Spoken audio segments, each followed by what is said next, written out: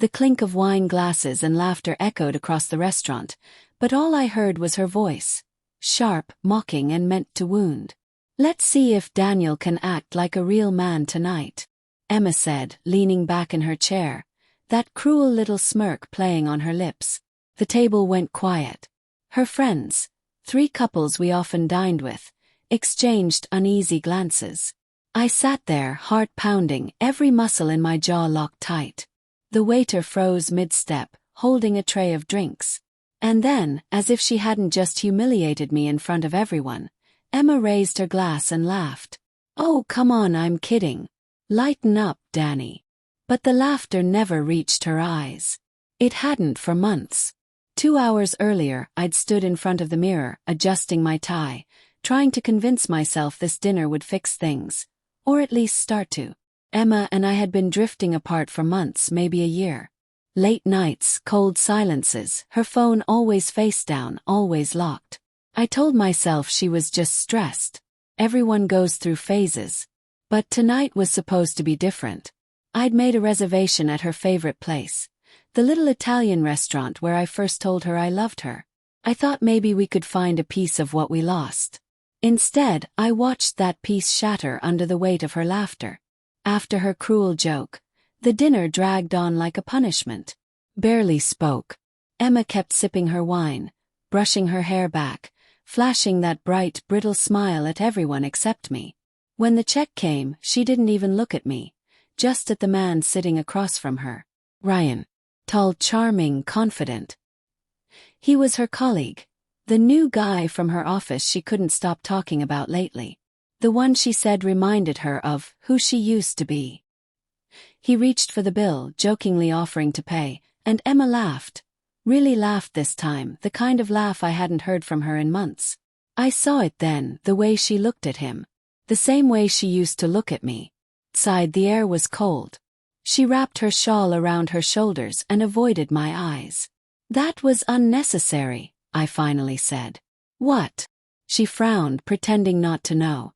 "The real man comment," I said quietly. "In front of everyone." She scoffed.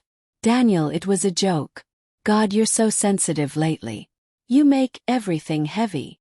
"I'm sensitive because you keep cutting me down, Emma," I said, voice trembling between anger and pain. "You think I don't notice? The distance.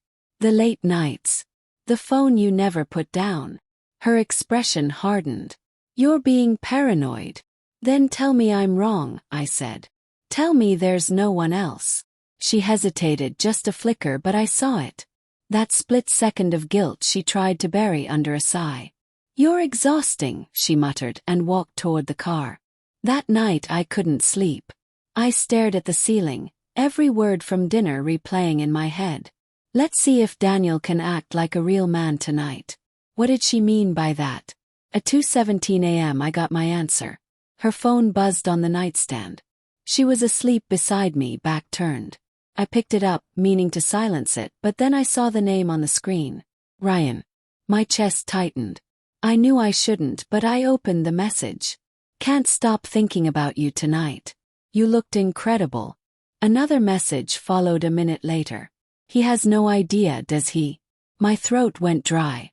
My hands shook. I scrolled up, my heart cracking with every line. Weeks, maybe months. Messages filled with inside jokes, midnight confessions, and pictures. Her words to him, soft, warm, intimate, were the same ones she'd stopped saying to me long ago. And then I saw it. Picture. The two of them, sitting close at a bar I didn't recognize. Her hand on his chest. His lips against her neck. It was dated 3 weeks ago, the same night she'd told me she was working late. I got up quietly, my mind numb, my body shaking. I walked out to the porch, the cold air hitting me like a slap. I wanted to scream, but no sound came out. Just a hollow ache spreading through my chest. For years, I'd loved her more than anything. I built my life around her.